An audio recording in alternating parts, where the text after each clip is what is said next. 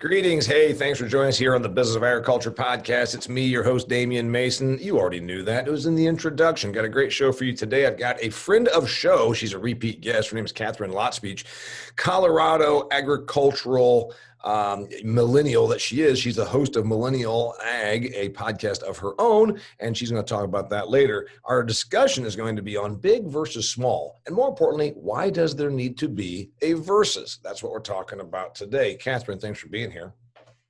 Thanks, Damian. Great to be back. Before we go any further, I should remind our dear listeners that this podcast is available as an audio and as a video. Yeah, all year we've been doing this now. We put them up on a YouTube channel. Go to my YouTube page. It's Damian Mason.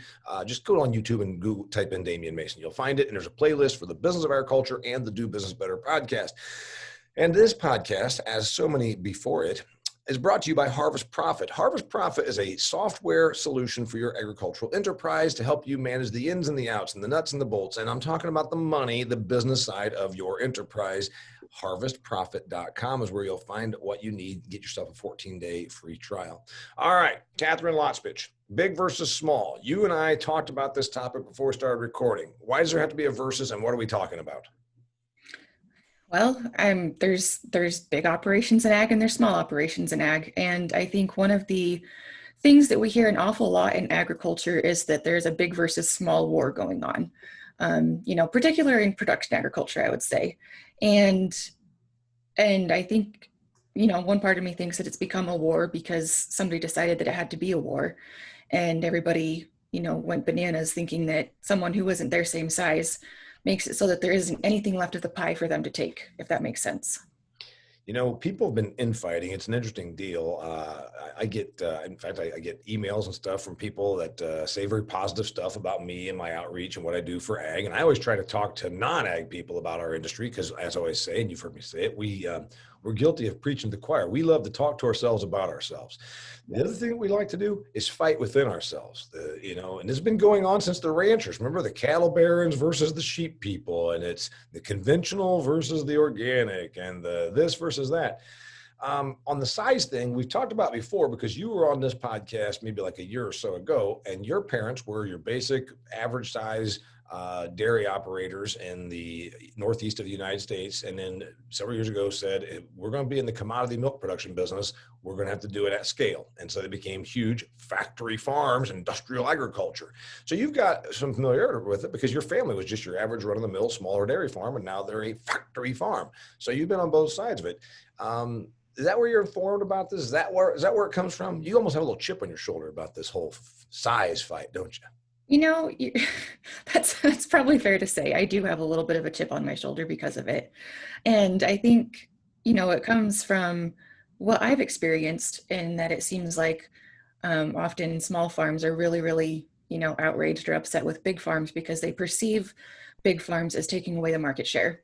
And in milk in particular, our listeners will know that milk is sold by the hundredweight to a co-op. So really, you aren't competing with whoever's down the road because you're going to get the same pay price. You might not get the same pay price as the guy in California versus the Northeast, but your neighbors are all getting the same pay price about. And, having watched what my parents did with their business and growing it to the size that they did so that it could be profitable of all things, it's proof positive that it's possible and that, they didn't let the idea of size get in the way of what they had plans for. So the thing is, one point you just made there is that there's this perception among the folks in our own industry that say things like, I've heard it said, I rent my land to a pretty large scale dairy operation. And I've heard other people say, oh, them big dairy operations, they put these small ones out of business. Mm-hmm. No, that's not really true. As you said, milk is a commodity that's sold on a global marketplace. There's not as though they are going and putting it on a business. They're just producing at a bigger scale. And this happens throughout everything, from soybeans to grain sorghum to whatever, a matter of scale. But there's another thing without our industry, not within, but without our industry, the non-farm people love to say those words about industrial agriculture, factory farm, big corporate farming, whatever. And it's as though they have this romanticized vision The suburban neighbors that I have in Arizona, many of them probably have this romanticized vision of Ma and Paul Kettle out there, and she's sprinkling some grain in the driveway for the chickens, and he's out there with a hoe in his hand, and that still persists in the year 2020. It absolutely does. And I would say, it might even be more persistent now because, well, two things. One, people think that that's the way it used to be. And, in some ways it was. But two, food companies have capitalized on that idea and have convinced people that that's how agriculture should roll, that that's how agriculture should do things. And so now people are voting with their dollars to make things, to try and make that happen, almost retroactively. And these huge food companies, because they're big, they're not just the local whoever down in downtown. They have figured that out and they capitalize on the marketing for it. And people pay out the nose to think that their milk came from a little red barn. Yeah. And it's not just milk, I mean, it's everything. And, I talk about it, Katharine, in my book, Food Fear. It's a book about the business of agriculture. If you've not picked up your copy, dear listener, I would encourage you to do so. You can do that at DamianMason.com. But anyway, it's neither is wrong or right. You can do whatever you want. There is just the issue that this is a business. And if you're talking about commodity production, you probably need to be at scale. There's a reason that I can't build pickup trucks out here in my barn and be anywhere close to what Ford can when they build, 750,000 F-150s every year. So when you frame it that way, then most people get it. And you say, okay, yeah, can you build a pickup truck? Well, yeah, probably. You can buy some steel, some bolts, but the reality is, no, you're not going to be able to do it. And that's what the business side of the agriculture is.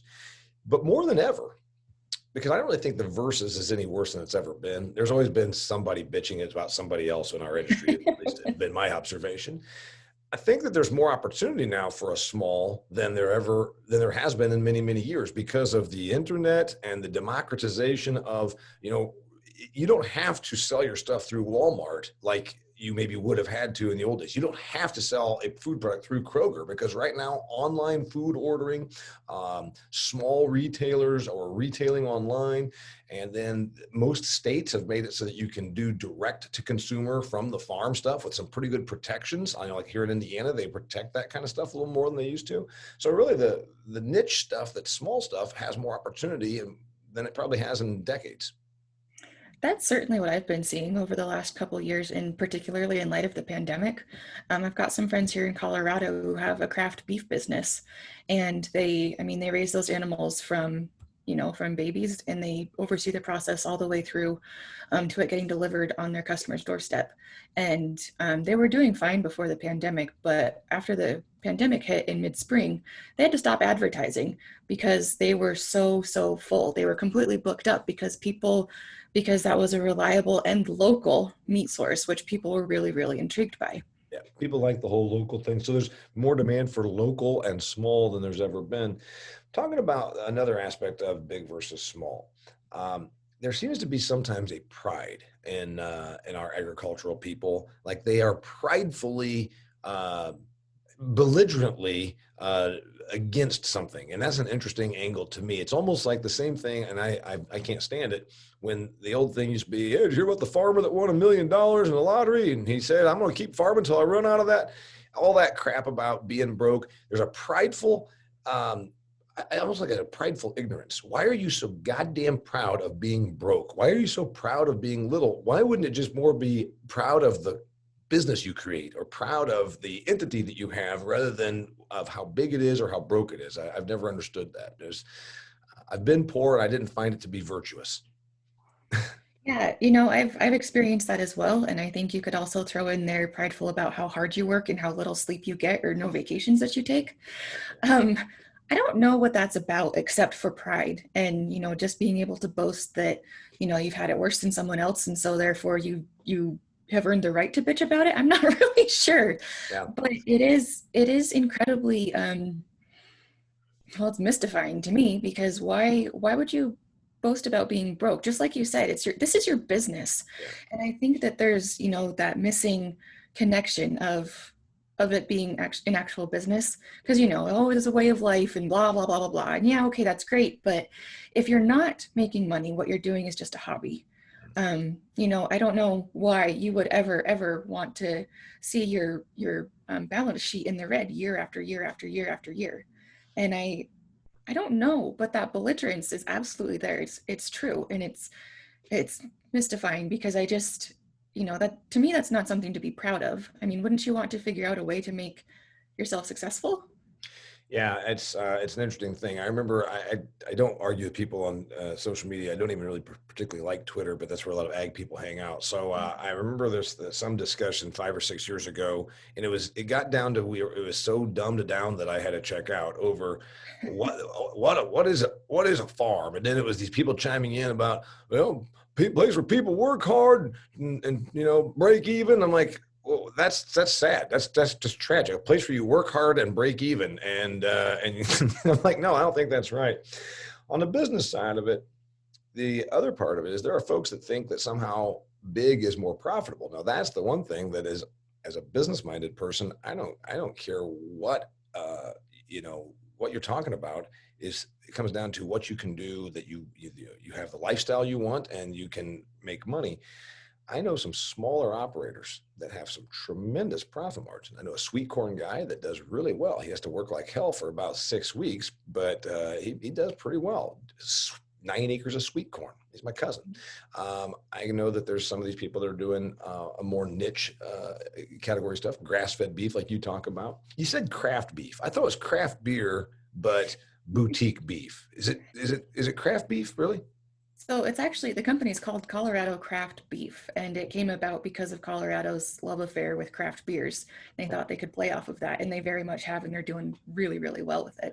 Well, I keep thinking, you say craft. I just imagine like these steers like going to Michael's and picking up some yarn and doing, the macrame, that kind of thing. All right. So what do you see happening as we look ahead? I say that there's actually going to be two types of farms. There's going to be big commodity, and I mean it'll continue to be big, and then it's going to be niche, and then niches sometimes become commodity over time, right? Cage-free hens were a niche, and now most states, or a lot of the companies, Kroger, whatever, McDonald's says they have to be cage-free. So a lot of times niche then becomes commodity. I see those two things splitting, but I see more opportunity for the small than there's ever been. Your take? Yeah, I see big, certainly, if we're doing the big versus small, I see big getting more consolidated, and being made up of more of what we think of as a traditional farm family or farm enterprise, because the people who have been farming for generations have figured out how to make it profitable. And in a lot of those instances, those people have become big, and moved into making a commodity, just like my family did. On the other side, I see um, a huge opportunity for value added. So, just to go back to the dairy example, if you have 50 cows and you're making cheese or ice cream or, cream line milk or something like that, but something that, like you said, isn't going to be in a Walmart or a Kroger, or at least not more than a few that's in your area. And I also think something that I'm starting to see in my line of business is there's a lot of people who aren't from an agricultural background, but think that they want to be farmers, and decided to build a farm that can supply a whole salad and a beef and bacon to somebody. And there's people, I guess, non-traditional um, agricultural backgrounds or no agricultural backgrounds, but people who got sick of the city and made too much money and decided that, hey, having chickens in the backyard sounded like fun. And then they Yeah, sort of so in the scaled it up. 80s, they all watched that show with Bob Newhart. So they all wanted to go to Vermont and open a B&B. And then now they want to have backyard chickens. And then now with the whole coronavirus thing, they decided they don't want to live in the city. They're going to be self-sufficient. You got to tell these people that, an acre of herbs isn't probably going to keep you self-sufficient, but so be it. Some reality thing about this is that I think that we're going to have to understand that that's absolutely going to continue, and I think it's great. You talk about the carving out a niche. My wife and I stopped at a place about maybe 5 weeks ago, 4 weeks ago, and we were grabbing lunch. And it's kind of a crafty little place, in fact. And they have milk, $4.99 for a half gallon, and I picked up some. It's whole milk, and it's produced right here in Indiana. And I asked the proprietor, I said, do you know any backstory? He says, yeah, I know the whole story about this. Says they were going broke. They milked 80 jerseys and they decided you can't really be of scale doing that. So they started their own, they don't homogenize it. So it's unhomogenized. And I don't think they do anything but whole. That way they're pushing the whole fact that it's got lots of fat in it. And then, it's got pictures of Jersey cows and grass fed and all that kind of thing. So yeah, that's where the category goes. And you're going to have to be a little more creative. I think there's still a lot of these folks out here that think you can be small and also still just produce commodities. And that's probably got another 5 to 10 year window. And then I think you're done. Right. And I think two things that popped to mind as you were talking about that. There's going to be a whole lot of blowback and fanfare in 5 to 10 years from now when all of the little guys who are trying to produce on a commodity scale go out and blaming that on the big producers, which will be an interesting. Yeah, the soybeans will be hovering around break even, and they'll say it's because the guy down the road farms 10,000 acres that they couldn't make money on break even beans. This is the Business of Agriculture podcast. Katharine Lotspeich is my friend and guest. She's been on this show before. You should go and listen to some of the back episodes. She's a dairy farm woman. She's got her own podcast called the Millennial Ag podcast. She has a co-host, some gal named Val, who's like a rancher girl. I don't know. Anyway, this podcast is brought to you by Harvest Profit. Check out harvestprofit.com. If you need a software solution that'll help your agricultural enterprise run more efficiently and, more importantly, more profitably, harvestprofit.com. Nick Horeb started the company to help out people just like you. All right. Katharine, a couple of realities, because you and I are around non-ag people. I sit on planes, or I used to, and I live in Arizona half the year in the suburbs. So I'm around these people, and they'll say things like, well, I heard that all those government programs favor factory farms. And dear listener, I want you to share this episode with anybody you know that might be somewhat removed from the industry, because I want to straighten some things out. Just read an article. This year, 2020, your federal government is going to give $37 billion, $37.2 billion of federal money is going to be given to farms and farmers. That is, just to put it in perspective, net farm income is going to be about $103 billion. So you're talking about over 1/3 of their income is going to be from the taxes that you pay. Not being mean, just being honest. That's an article I just read in AgriPulse. Okay, so here's the thing. When folks say, oh, but that all goes to those big factory farms, the truth is some of it does, because as a matter of scale, if you have a 20,000 acre operation, you're probably going to get more dollars per acre, or you'll get the same dollars per acre, but you'll get more dollars than someone that farms 200 acres. But also there's a cap on this. And that's what Ms. Katharine and I were just talking about before we started recording. Most of the payments were capped at $250,000 per entity. Now, $250,000 for your parents' dairy operation that has 42 employees. It's about one afternoon of operating expense. Maybe. It's sure not gonna make much of a dent in the feed bill for the month. Sure. And just in case anybody's in any doubt as to what background I come from, my parents actually have 85 employees. Oh, 85 employees. There you go. I was off by half.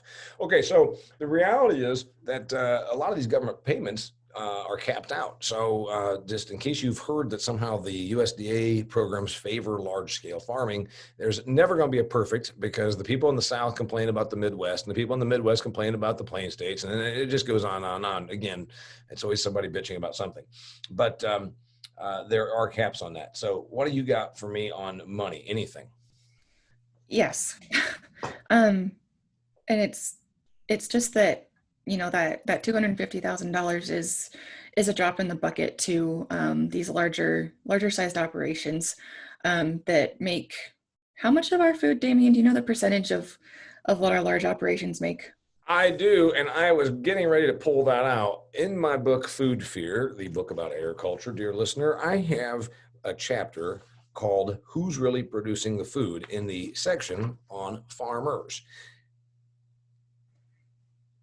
105,453 farms produced 3/4 of the nation's crop revenue. 105,453 farms in the 2017 Census of Agriculture produced 3/4 of the nation's crop revenue. So of the 2.1 million farms, Mhm. 105,000 on a percentage basis is, as you all know, about 5%. So about 5% of the farms produce 75% of all the crop revenue in the United States of America. Right. And I'm sure that's horrifying for, a lot of hippie yuppie people to think about. But that's what the consumer demanded 50 years ago, to have a safe, cheap, abundant food supply. And America's farmers answered that call, and we're reaping the rewards now. So, okay, that government money, $250,000, doesn't mean a whole lot to the big operators. But the big operators are who keep the Wonder Bread on the shelves during a pandemic. Mhm. Mhm. The small guys, that if they got in proportion that large of a support check from the government, would mean the world to these small operations. But my question is, does that mean that the government is trying to keep small farmers afloat and in business when they can't make the numbers work? Well, that's, of course, we're going to get some blowback because if we say that, and again, I am a small farmer. Mine's a hobby beef operation, not a craft beef operation, because my steers don't know how to do crafts.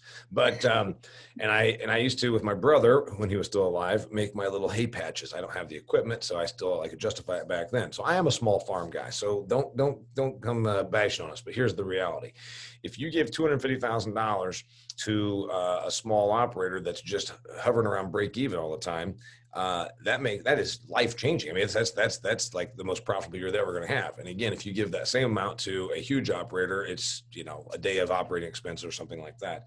So one could say that indeed the United States Department of Agriculture actually is propping up smaller or even sometimes less efficient operations. Now, my brother, who works for the United States Department of Agriculture, would say that don't forget that their goal isn't necessarily to prop up. Their goal is to just make sure we have always abundant production, and if that means we prop up. But I see the argument being made by other folks that say, wait a minute, you're keeping these guys down the road here afloat when they really shouldn't even be in business. Mm-hmm. Yeah, that's an argument I've heard several times. You and I have had that discussion, and I, it's I'm not sure how you could draw any other conclusions, although I'm sure that you could play devil's advocate for us and come up with a reason or two. But it's frustrating when agriculture gets thrown under the bus for receiving these types of payments. In this case, what did you say? A third of our revenue this year is coming from the $37 government. billion is what's between Paycheck Protection Program, the Coronavirus Food Relief Program, and then whatever other just USDA payments. So they're saying that it looks like $37 billion is going to be going to farms in the United States, which is a significant amount up against what net farm income is projected to be 103 billion this year. So Right. 37% of it is free money. Yes, which is that's still mystifying for me too. That it. I feel like it supports those who can't actually hack it in the business world, and it's not letting Darwin's law work itself out. Yeah, and so as I point out in my book, that there's, you can agree or disagree with it, but it seems very plain that the United States Department of Agriculture wants to keep a certain amount of operators because if they didn't, I guess then it'd be the thing of, well, you just allowed it to become, the big three economics, which is interesting because we are it's interesting that our consumer, Katharine, is against big, but they're not in any other way. They're not against big airlines. They're not against big car manufacturers. They're not. It's big. Jesus, Apple is worth $2 I was gonna say trillion big cell right phone. now. Right. Yeah. And I made the point once, and I said, all these people are against scale or against, what about the fact that Google and Amazon and Apple have such market capitalization that they can swing a very large bat. I mean, Amazon. I find it interesting that people that oppose large farms are not opposed to Amazon. Speaking of big versus small, legislation. Cory Booker, this pretty far left-leaning senator from New Jersey, and Elizabeth Warren, also an extremely left-leaning senator from Massachusetts, introduced a bill this winter before we all became consumed with coronavirus, and it was to limit farm size. You think that something like that, after we get through this whole pandemic, whatnot, does that come back into, are we going to be hearing about this again? I'm sure that we're going to be hearing about it again, especially because Booker and Warren like to think that they know what's going on in agriculture. I've been baffled by their attempts to legislate. It's not even prosperity. It's just legislate the size of farms that they think should be based on, some little pie in the sky dream. I'm certain that we're going to hear about it again. Probably not till after the election, like you say, because we're all consumed with coronavirus and politics right now. I don't like to hear that agriculture has come into those kind of crosshairs, because someone else legislating the way that I would, operate my business is very, very concerning to me, which, it's a pretty broad statement, because I know that the government gets involved on all kinds of levels and all kinds of businesses, but I don't want to be legislated into a way of running my operation, whatever it might be. And somebody's, arbitrary decision on what the right farm size is, this goes back to your Twitter conversation, or, Yeah. lack Yeah, thereof. that's what amazed me, was that then I'm like, well, does two senators are going to determine what constitutes big and what constitutes small? So it's becomes extremely arbitrary. And they say, well, once you get over this, so at 1,000 head of animals, or 1,000, at 999, you're okay. So it becomes very arbitrary. Does the fight go away? Do we end up moving on, and we just decide you think that this is what people in ag like to do? Oh, wow. That's a great conversation. That's a great question. Something else is going to come along that we're going to be outraged about. I think that this is going to be something that is always going to be between agriculturists, until, well, I don't know even if that's true, but until there's a real serious threat that causes us all to actually have to draw together. And you would think that a couple of senators who are very left-leaning, who have no background in agriculture, purporting to tell us what to do, would have been that type of a thing, or that type of an impetus, but it hasn't been. Maybe it's because coronavirus has completely wiped it from our minds. Yeah, I don't know what you mean. Something that's going to bring everybody together and be all on the same page. I don't know. Ag people do indeed like to have their spats, so I don't know what it would be. I'm with you. I think that the good news is, since there's market opportunity for small more than there's ever been, I think that it probably becomes less intense. This whole, like I said, now the person, we always see that the person that wants to farm 500 acres of corn and soybeans, that was a great idea back in 1975, so I think it was probably get a little bit better. Now, the other angle on this is, I think, if you're not certain size, you're going to end up being pushed into being big because of consolidation. And I'm talking about consolidation of the consumer, meaning the companies that buy our stuff are going to end up wanting to just have big contracts. Look what happened like with meat. If you had a contract with Tyson, you probably had a more likely chance of getting your pigs to market during this whole meat closure than if you didn't, right? So I think you're going to see, unfortunately, we're going to see a forced consolidation, just because of, like we saw with milk. Dean's, now it's bankrupt. Dean's said, we're not even going to pick up your milk. They had less demand, so they just kind of started cutting people. So it sort of de facto consolidates by doing that. Your thoughts? Yes, because for Dean's, the milk processor, it was a lot easier to send one truck to one farm instead of sending one farm to pick up milk and get in full entire load to take back to the plant, than it was to make stops at 5 or 6 farms and take that load back to the plant. And it also, from a food safety standpoint, I suppose having fewer suppliers is also a good thing, as long as those suppliers take care of quality control. Yeah, well, then also your eggs are all in one basket. So then all of a sudden, if you have a consumer problem there, closing thoughts: big versus small. Besides the fact you have a chip on your shoulder about this very topic, I'm going to give some numbers, and I'll let you go after I do that. So there's 2 million farms in the United States of America.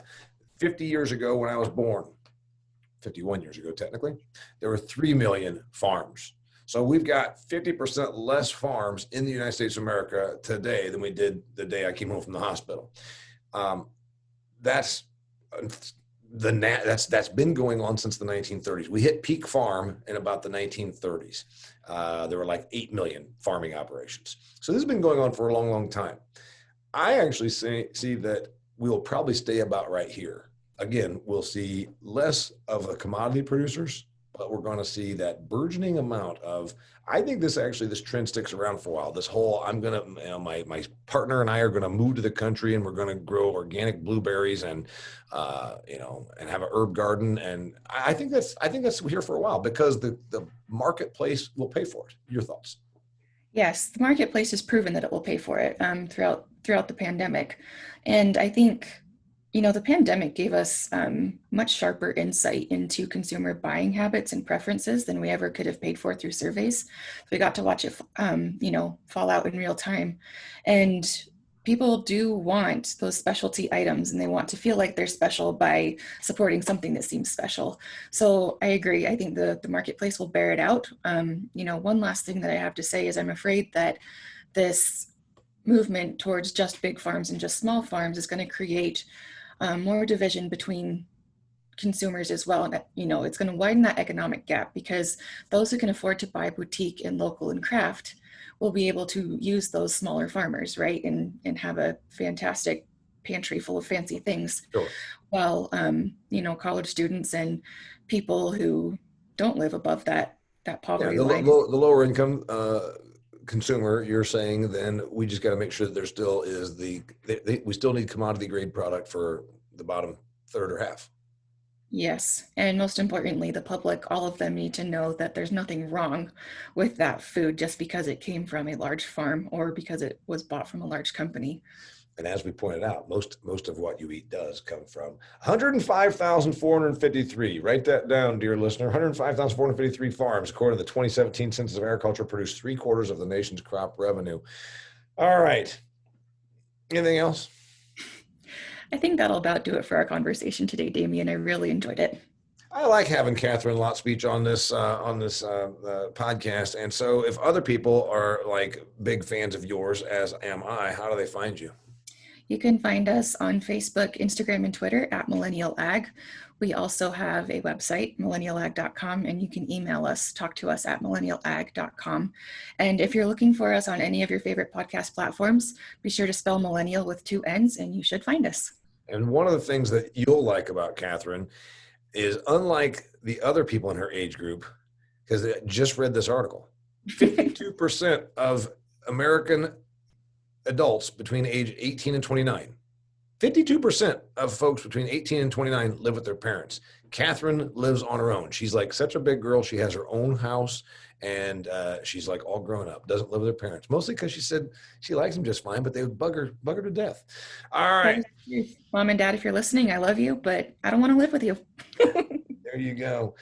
This podcast was brought to you by Harvest Profit. Please go on harvestprofit.com and check it out. It's a software solution that will help your business run like the business it is. The inputs, the outputs, the money, the accounts receivable, the accounts payable. You can manage it even down to you can buy different parcels that you operate. It's a software solution that will help your company, your agricultural enterprise, be more profitable. Check out harvestprofit.com for a free 14-day trial.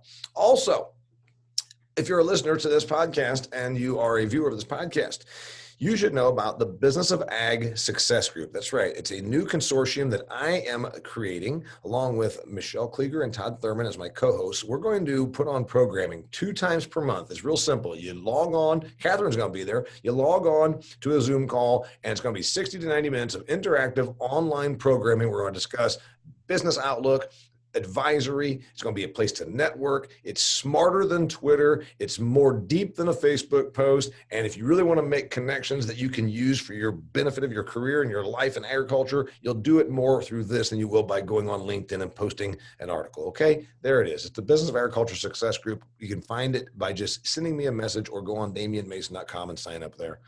Katharine Lotspeich, it's always a pleasure. It always is. Thanks, Damian. Thanks. Till next time, it's the Business of Agriculture.